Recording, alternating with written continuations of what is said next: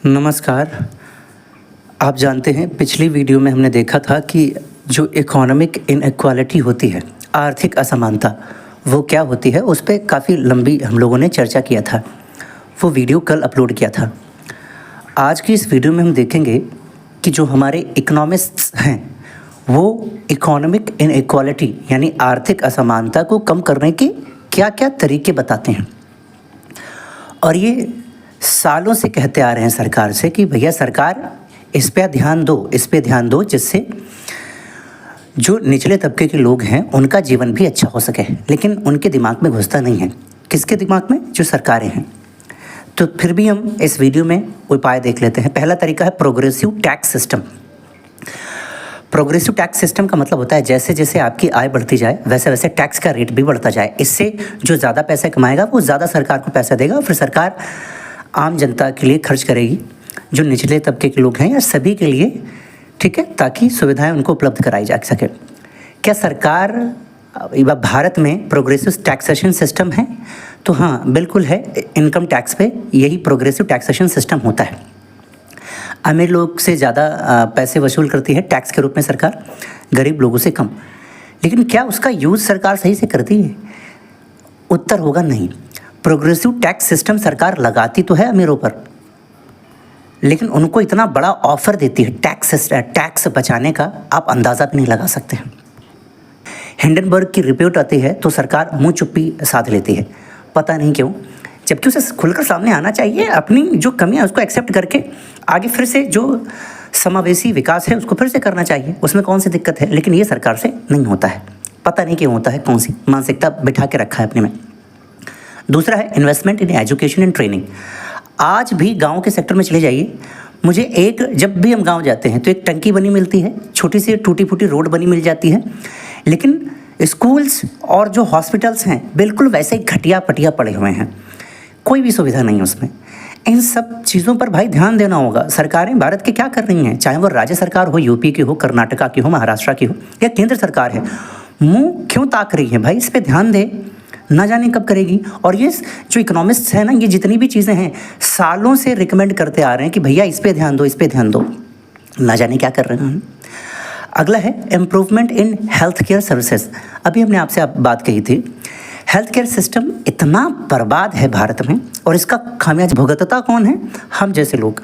जितने भी lower middle class और उससे नीचे वाले हैं सब भुगतते हैं। मिडिल क्लास वाला भी थोड़ा बहुत हैंडल कर लेता है, जिनकी महीने की इनकम जो 1 लाख है, 80,000 है, 75,000 है, वो ठीक ठाक मैनेज कर लेता है, ठीक है, महीने में जो कमाता है। लेकिन बाकी नहीं कर सकते हैं भाई, बहुत मुश्किल होता है। उनकी इनकम ही 12-15,000 है, 20,000 है, कहाँ से हैंडल करेंगे? मैं अपनी मम्मी को दिखाने गया था तो मैं आपको बताऊँ, वहाँ पर ठीक से बात नहीं करते हैं, क्योंकि वो कपड़े लत्ते से पहचान जाते हैं और गाड़ी वगैरह होती नहीं, उसे पहचान जाते हैं, तो लोग सताते हैं, तड़पाते हैं। कैसे तड़पाते हैं कि इग्नोर करके, कि अभी बेड सीट खाली नहीं, अभी ये नहीं, अभी वो नहीं। और जैसे कोई वहाँ अमीर भी दिखाने जाते हैं सरकारी अस्पतालों में, उनका स्वागत होता है, तुरंत एडमिशन हो जाता है उनका, मतलब एडमिट कर लेते हैं तुरंत। ऐसा मेरे सामने हुआ, कई बार हुआ, एक बार नहीं कई बार। और प्राइवेट में जाते हैं तो वहाँ लूटते हैं। ये सिस्टम है, न जाने मुँह क्या ताक रही है सरकारें। चौथा है सोसाइटी सिक्योरिटी। तो भैया सोसाइटी सिक्योरिटी जो है ये बहुत ही अहम मुद्दा है। इसको हिंदी में बोलेंगे सामाजिक सुरक्षा। तो भैया जो लेबर मजदूर तबका वर्ग है उसको आपको पेंशन देने की व्यवस्था करनी चाहिए, मजदूरी अच्छी दिलाने की कोशिश करनी चाहिए। और उसको मिल कितना रहा है आपको बताऊं, यूपी की बात करते हैं 2024 अभी लेटेस्ट न्यूज़ के अनुसार आप कह सकते हैं, जो अनस्किल्ड है उसको करीब 10,000 रुपये मिल रहा महीने का, जो सेमी स्किल्ड है उसको करीब 11,000, और जो स्किल्ड पर्सन है उसको 12,000 रुपये मिल रहा है। आप समझिए, एक परिवार अगर गांव से यहाँ आता है पलायन करके, और 4 लोगों का परिवार है, 2 छोटे बच्चे हैं, एक महिला है और उसका हस्बैंड है, तो वो अफोर्ड नहीं कर सकते हैं। ज़िंदगी भर कमा भी लेंगे ना, तब भी कोई एक, आप कह सकते हैं, घर नहीं बनवा सकते हैं। 12,000 रुपये में क्या करेंगे भैया? 8-9 हज़ार रुपये खर्चा हो जाएगा, ठीक है। हो सकता है 10-11 हज़ार सारे खर्चे हो जाते हैं उसके, कुछ नहीं बचता हो, 1-1.5 हज़ार रुपये बचता हो, उसमें क्या करेगा वो? ये सिस्टम है।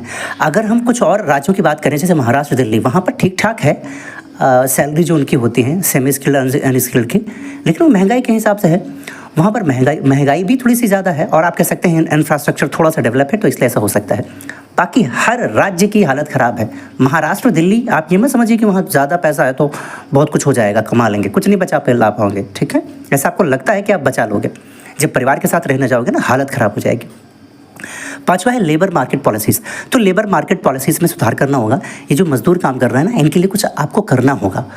इनको कुछ वेतन में सुधार करना होगा। इनको हाउसिंग जो सर्विसेज होती वो देनी होगी। जो हेल्थ केयर सेक्टर में जो लाखों रुपए, जब इनका बच्चा पैदा होता है लाखों रुपए गंवा देते हैं प्राइवेट सेक्टर में, क्योंकि सरकार ध्यान नहीं देती है सरकारी अस्पतालों में, ठीक है।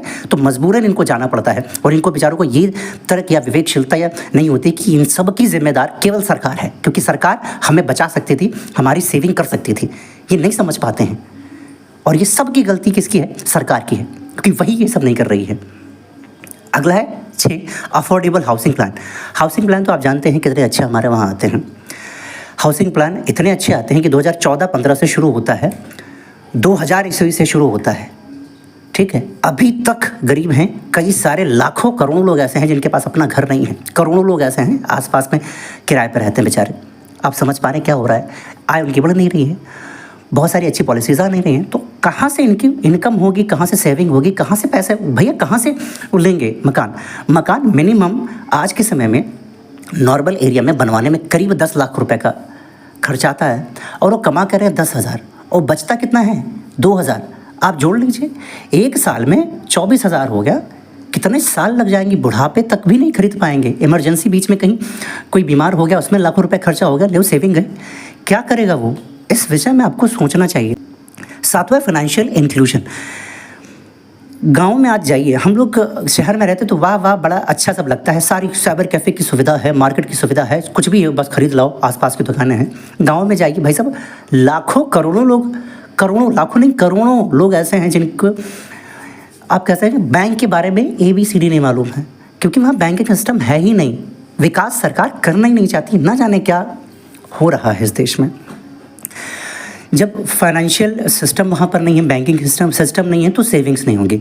और आपको मालूम है जिस देश में सेविंग्स नहीं है उस देश का विकास नहीं हो सकता, क्योंकि इन्वेस्टमेंट नहीं होगी तो जो मुद्रा दी जाती है, पैसा लोगों को दिया जाता है सर कामकाज करने के लिए, वो नहीं दे पाएगी तो विकास कहाँ से होगा? वो जो एंटरप्रेन्योर हैं वो काम कहाँ से देंगे? ये सारी चीज़ें हैं। अगला है वुमेन एम्पावरमेंट। वुमेन एम्पावरमेंट भी बहुत अहम रोल अदा करता है और कुछ दशकों से ये बहुत ही आप कह सकते हैं इसको बहुत ही बढ़ावा दिया जा रहा है। तो इसमें बेसिकली 2-3 पॉइंट्स इंक्लूड करेंगे कि जो वुमेन हैं उनकी पढ़ाई पर ध्यान दिया जाए, उनकी स्किल पर ध्यान दिया जाए, उनकी आय पर ध्यान दिया जाए, आय अच्छी खासी दी जाए, ताकि और ऐसे भी काम दिए जाए जो कुछ घर से वो कर सकें, क्योंकि उनको अपने बच्चों को भी संभालना होता है। जो अनस्किल्ड सेमी स्किल्ड भारत के लोग होते हैं ना, वो गांव से पलायन करके शहर में आते हैं। महिलाएं इतनी ज़्यादा पढ़ाई नहीं होती हैं, ठीक है, तो वो और उनके बच्चे छोटे होते हैं तो उनको पालना भी होता है, किसी के हवाले नहीं छोड़ के जा सकते हैं। हमारे आसपास किराएदार रहते हैं, हम जानते हैं इस चीज़ को, ठीक है, उनको संभालना पड़ता है। तो ऐसे काम होना चाहिए कि 3-4 घंटे का काम वो घर पे कर सकें, जिससे कुछ आय कमा सकें। और ये सरकार की सेवा कोई नहीं कर सकता भाई साहब। हम लोग केवल गपोड़ हाँक सकते हैं कि हम सब एक होके ये कर देंगे, वो कर देंगे। नहीं भाई साहब, उठा के ना हाथ उठा करके सरकार के पास दिखाओ, उंगली उठा करके कि भैया तू ही कर सकता है, तू कर, और तू नहीं करेगा तो तुझे मैं गिरा दूंगा अपने एक उंगली से। आप समझ पा रहे हैं? कहिए अगर हमारे लिए ऐसा नहीं करेंगे तो मैं गिरा दूंगा। कोई भी सरकार हो, किसी भी राज्य के हो, चाहे महाराष्ट्र के हो, दिल्ली के हो, कहीं की भी हो। आप समझ पा रहे हैं मेरी बात? इन सब चीज़ों पे ध्यान देना होगा, तभी भारत एक विकसित देश बन पाएगा।